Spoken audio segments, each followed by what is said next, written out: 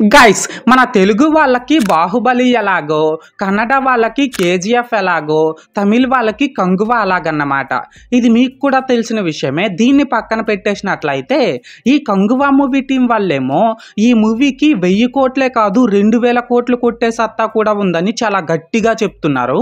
So ఈ వీడియోలో మనం ఏంటంటే ఈ కంగువా మూవీ టీం వాళ్ళు చెప్తున్నట్లు అసలు ఈ మూవీ 1000 కోట్లు కొట్టగలుగుతుందా లేదా అనేది డిస్కస్ చేద్దాం. ఓకేనా, లెట్స్ గో.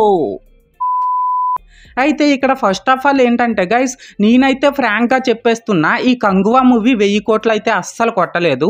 ఇది మాత్రం నేనైతే పక్కగా చెప్పగలను. అయితే అసలు ఈ మూవీ 1000 కోట్లు కొట్టలేకపోవడానికి రీజన్స్ ఏంటి అనేది ఇప్పుడు చెప్తా చూడండి. ఓకేనా.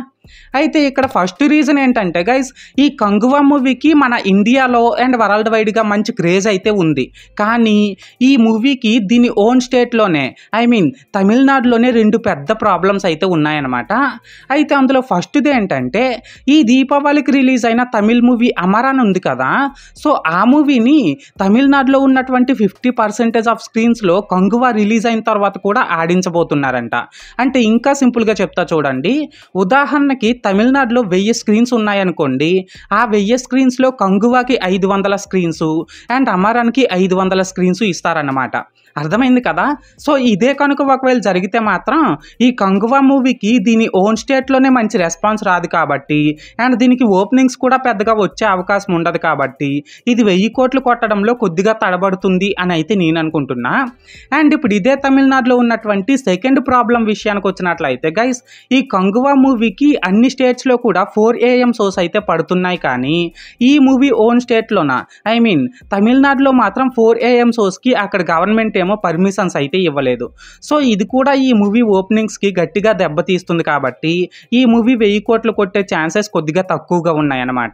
అండ్ ఇప్పుడు సెకండ్ రీజన్ విషయానికి వచ్చినట్లయితే గైస్, నార్మల్గా ఏదైనా ఒక మూవీని సింగిల్ స్క్రీన్స్లో వేయాలంటే ఆ థియేటర్స్ యొక్క ఓనర్స్ ఏమో ఆ మూవీని షేరింగ్ మెథడ్లో తీసుకుంటారు. కానీ ఈ మూవీ యొక్క ఆంధ్ర డిస్ట్రిబ్యూటర్స్ అయినటువంటి మైత్రి మూవీ మేకర్స్ వాళ్ళేమో ఈ మూవీని మేము షేరింగ్ మెథడ్లో ఇవ్వాలనుకోవట్లేదు, ఓన్లీ రెంటల్ మెథడ్లోనే ఇవ్వాలనుకుంటున్నాము అని అయితే కండిషన్ పెట్టారు.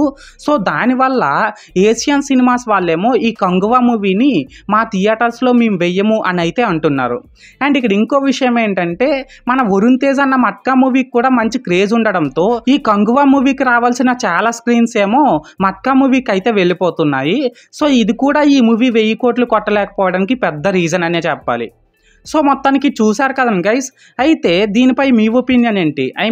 ఈ కంగువా మూవీ 1000 కోట్లు కొడుతుందంటారా లేదంటారా కామెంట్ సెక్షన్లో చెప్పేయండి. ఓకేనా. This is Lokesh signing out. జై హింద్.